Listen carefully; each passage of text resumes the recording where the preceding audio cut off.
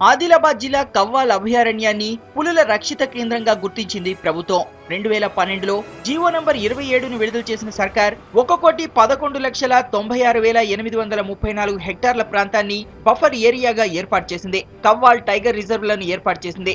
45 కోట్లతో అభివృద్ధి పనులను ప్రారంభించింది. అయితే ఆశించిన ఫలితాలు మాత్రం కనిపించడం లేదు.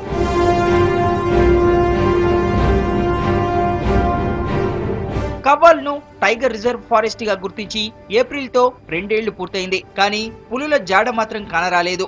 అయితే ఇందన్పల్లి రేంజ్ పరిధిలో ఏర్పాటు చేసిన సీసీ కెమెరాకు చిరుతపులి చిక్కింది. ఇక కవ్వాల్ కు 120 కిలోమీటర్ల దూరంలో ఉన్న తాడోబాలో 110 పెద్ద పులులున్నట్లు సమాచారం.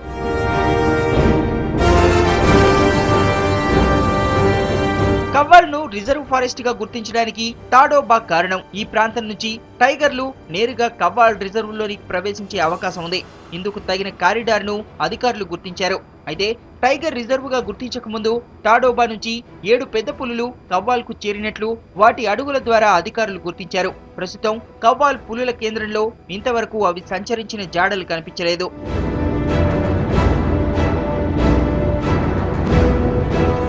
కవ్వాల్ ను పులుల సంరక్షణ కేంద్రంగా అభివృద్ధి చేసేందుకు అధికారులు తీవ్రంగా ప్రయత్నిస్తున్నారు. ఇదే కనుక సక్సెస్ అయితే పర్యాటక కేంద్రంగా మరింత డెవలప్ అయ్యే అవకాశాలు ఉన్నాయంటున్నారు ప్రకృతి ప్రేమికులు.